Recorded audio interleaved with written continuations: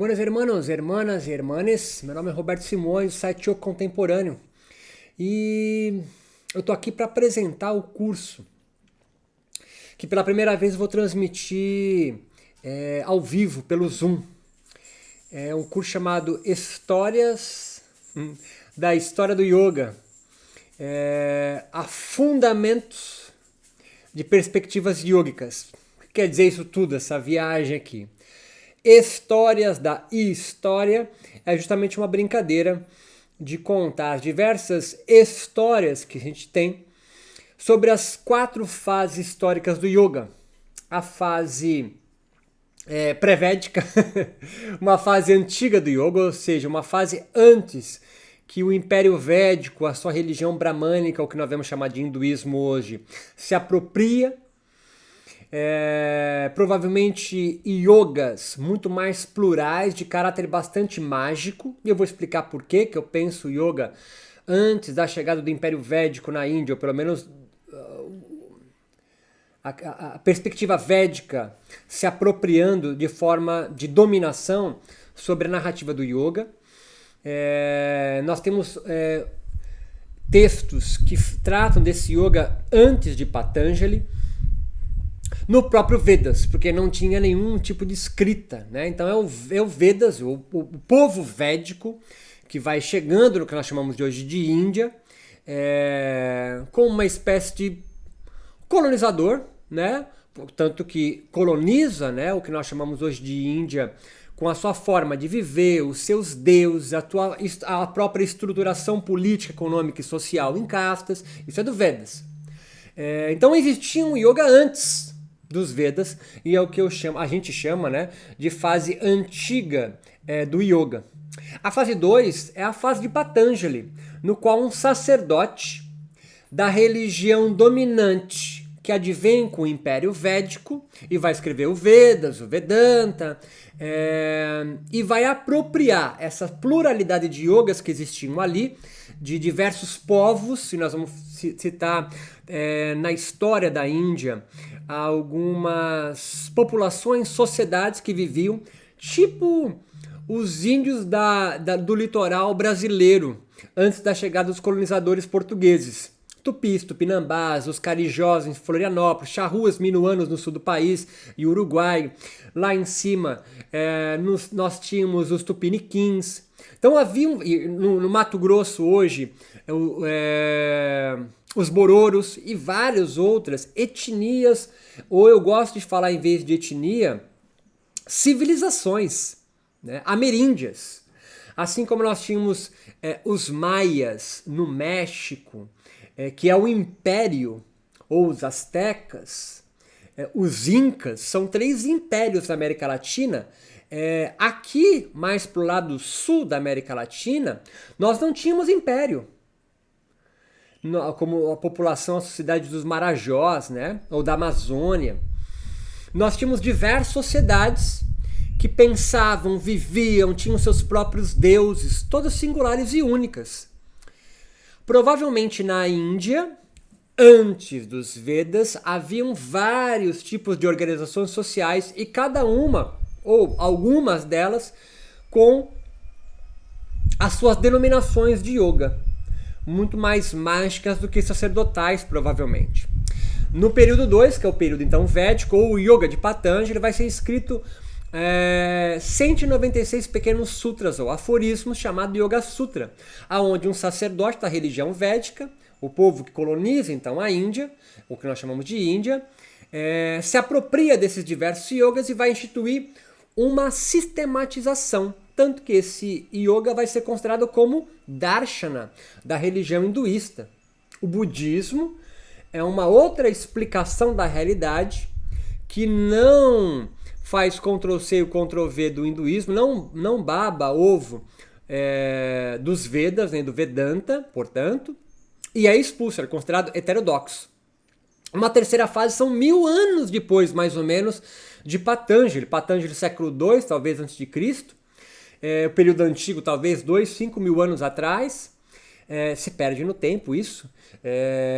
E nós temos aí por volta do século X, século XI, o período medieval da Índia. E com ele, um novo tipo de yoga surge, pelo menos aparece com mais força, com 3 grandes livros.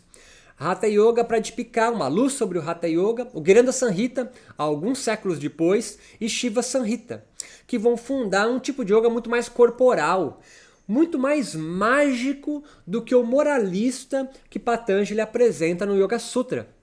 E aí, a partir do final do século XIX para o XX, já na colonização britânica da Índia, olha só, mais uma forma de expressão imperialista, surge então um novo tipo de yoga, o chamado yoga moderno, um yoga tipo exportação, um yoga que vai povoar novas sociedades do mundo. Agora longe do dossel hinduísta, pela primeira vez na história do yoga, podemos pensar assim, o yoga então vai, talvez no período antes de Patanjali, mas a gente não conhece tanto deles, né? Apesar só isso descrito na literatura de quem o coloniza, que é o Vedas.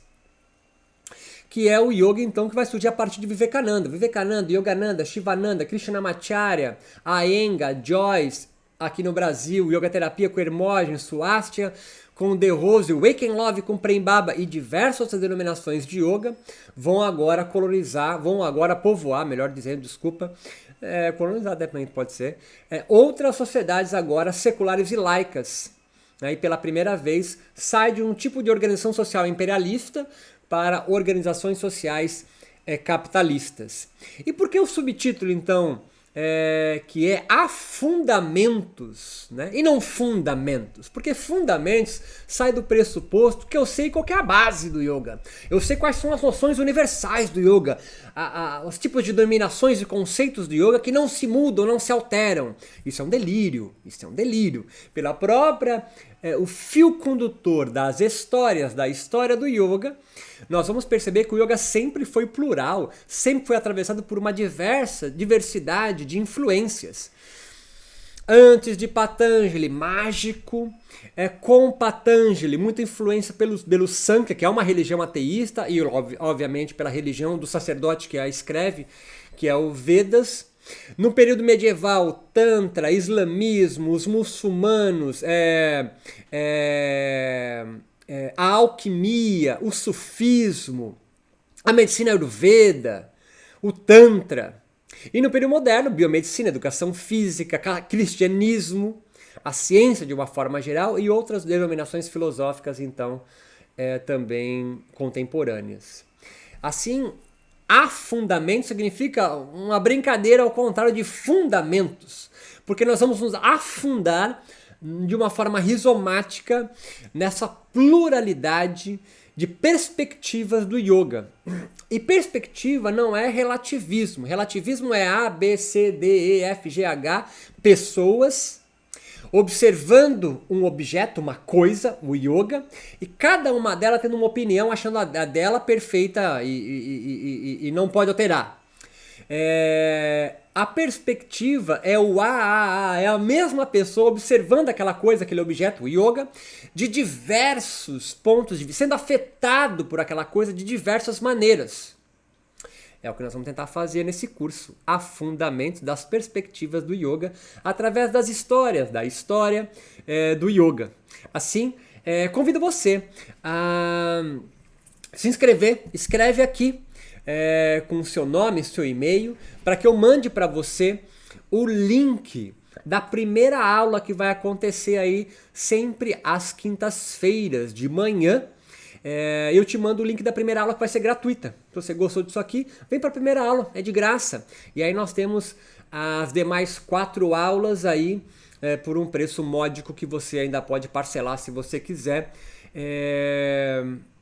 E participe disso aí. Isso aqui é um site de produção absolutamente independente do yoga e que sobrevive por quem o consome, né? E são assinaturas. Eu faço aqui uma assinatura de 50 pila por mês e você tem acesso ilimitado a todos os meus cursos já gravados. Essa aqui é uma experiência nova, é uma nova linha de fuga criadora que eu vou brincar com o Zoom, aula ao vivo. Então a gente vai poder trocar Geralmente a estrutura vai ser mais ou menos assim.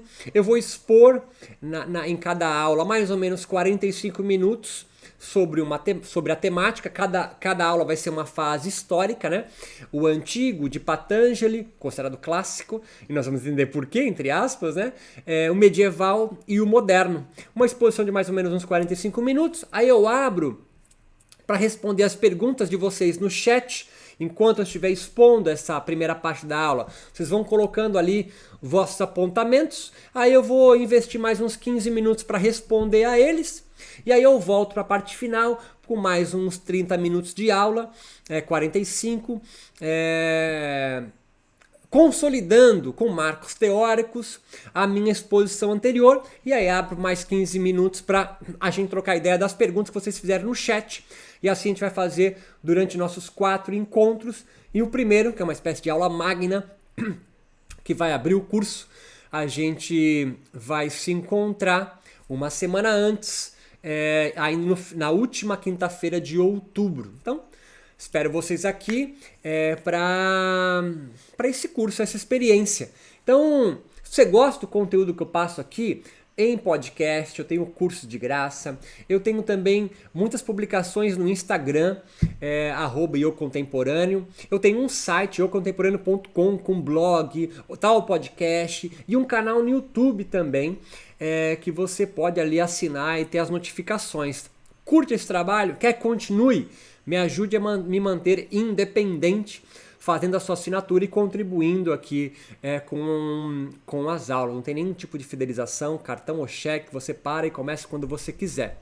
Meu nome é Roberto Simões, site O Contemporâneo, e te aguardo então com certeza na nossa primeira aula, aqui no finalzinho a última quinta-feira de outubro, na nossa aula, no nosso curso Histórias da História do Yoga a Fundamentos das Perspectivas Yógicas. Forte abraço e até a primeira aula.